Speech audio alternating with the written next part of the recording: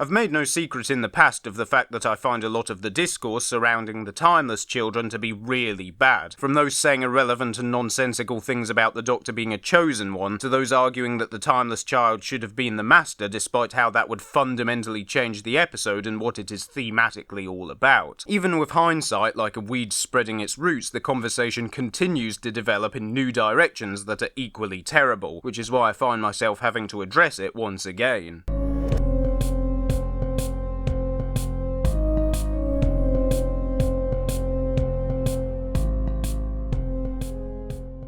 Can we just stop with this whole idea that subsequent episodes needed to justify the existence of the Timeless Children? This particular angle of critique is something I've been seeing more and more of now that we're 2 years, a series, and a global pandemic on from the Series 12 finale. Whether it be Council of Geeks screaming about payoff or Mr. TARDIS rambling on for a full 30 minutes on a live stream about how Chris Chibnall hasn't utilised the changes to the lore he introduced. Like, have we all forgotten that the whole entire point of that episode was how lore and canon don't really matter and you should stop being so hung up about it? Granted, Chibnall himself might be partially responsible for fueling this line of discourse with his talk about opening up the mythology and how it will bring narrative opportunity, which is kind of true in a meta sense for reasons we'll get into later, but it's this idea that the changes to the canon need to be directly addressed and that not addressing them somehow makes the Timeless Children worse that I take issue with. It's basically an extension of the what was the point rhetoric which circulated around and which I called out at the time the episode was broadcast, which was again perpetuated by Council of Geeks among others. See, the lore introduced in the Timeless Children doesn't have to justify itself because it already serves a perfectly legitimate function within the self-contained narrative of that episode. Now, looking back, I was probably a little more lenient than I should have been in my initial review. The Timeless Children is not flawless by any means, and if I was to give it a score now, I'd probably settle for an 8 or a 9 out of 10. Its biggest problem is that it's trying to spin too many plates and be about 3 different finales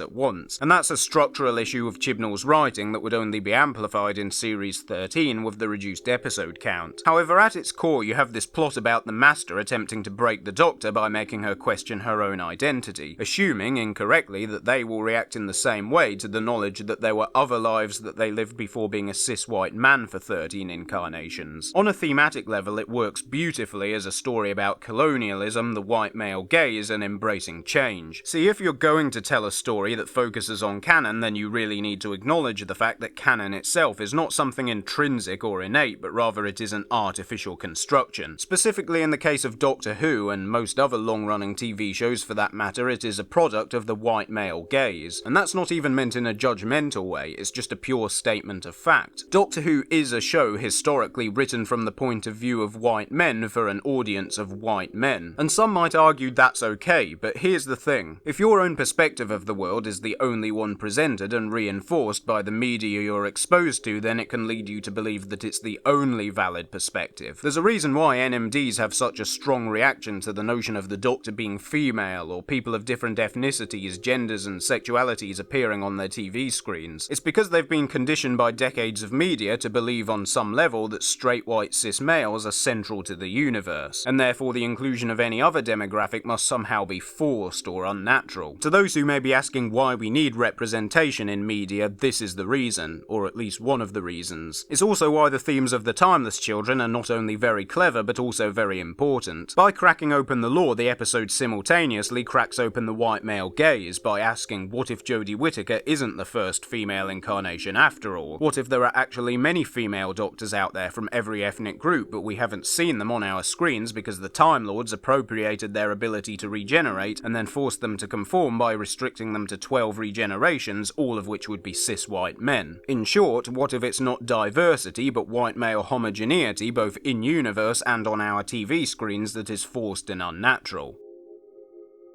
Now, all of this is stuff I've touched on before, though I probably didn't articulate it as well in my previous attempts, but something which I haven't really gone into in great depth before is the role of the Master's plan within the wider themes, and for this I have to give some credit to Richard Lloyd's recent analysis, which I highly recommend you go and watch. So within this conceit, the Master basically serves as the NMD, bitter and outraged by the revelations for seemingly no rational reason, and it's notable that his scheme involves combining Cybermen and Time Lords to create a race of beings that have have the ability to regenerate endlessly, just as the Doctor can, but which will forever be uniform, never changing their gender or skin colour or any aspect of themselves. This is essentially the end point of NMD philosophy, of fear of change, of hatred and bigotry.